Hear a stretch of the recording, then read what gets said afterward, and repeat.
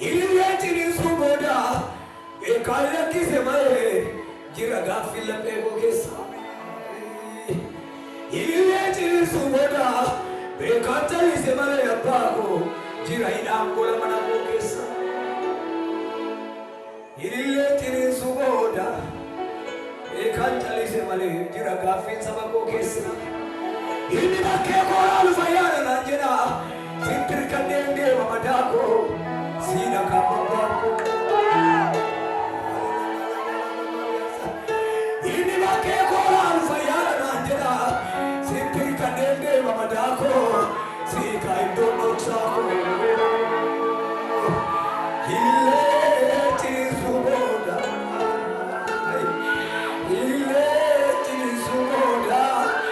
ekanjali semale jira manana utakesa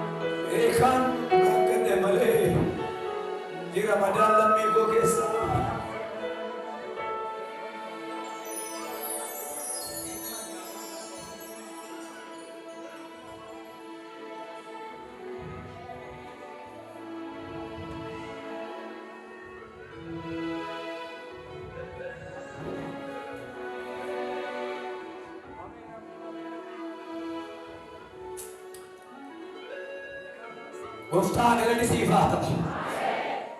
Ulee daraara jennee gaafa eenyu qixee ola deemaa karaatti inni saba isaa geggeessu. Wallurratti ure rakkinni harkaa ba'uu hin dandeenye nusi kanaaf illee ciniinsuu booda kanaaf illee ciniinsuu booda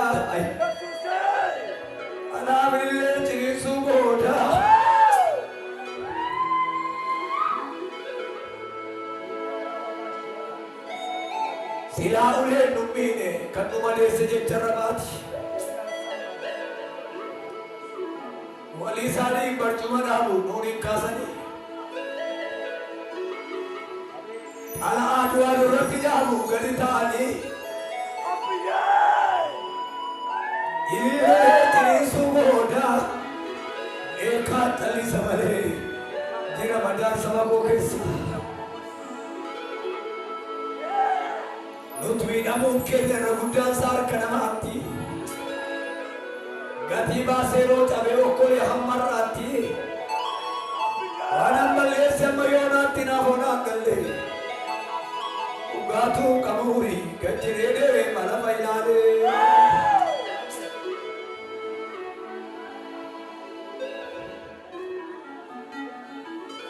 Uleen nummine kan nu maleesse jecha rabaati walii isaanii barcuma dhaabu nuun kaasanii alaa du'aa nurratti jaabu gadi ta'anii saba kee keessaa nama darbatee gadi nu baase Akayo laali dhugaa keenya malee garaa nu baase.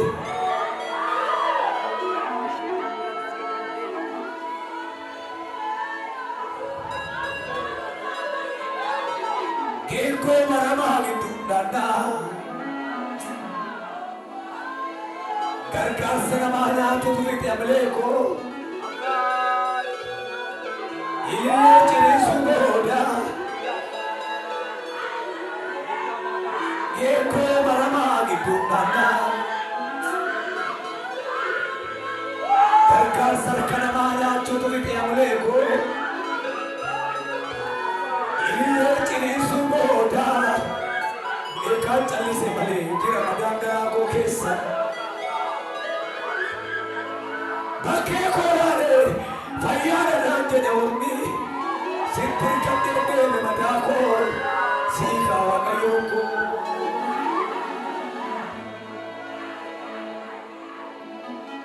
Yeroo biyyaan roobaa anaaf caama bitaa mirkanaalee jiru kan na gargaaru warra natti qeessuus arguu dhabeera. Koordinatoo waan koo ilaalaan deemaa sibiira naaf ta'u kan dirshaan koo.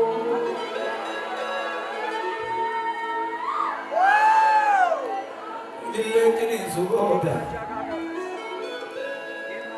beekaan callise malee jira quuqaan dhossaan garaa koo keessa. Akka keessa rachuu kaasaa. Akka hundi moo asila gana manime hundi keessan akka yitan har'a waaqayyo isa sitti faradame sirraa kaaseera. Gaafa sagantaa jalqabee dubbadheen hundiyyuu akka aareffamu.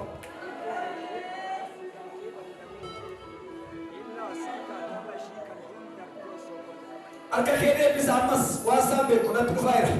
Waaqayyo bara baraan harka kee eebbisu.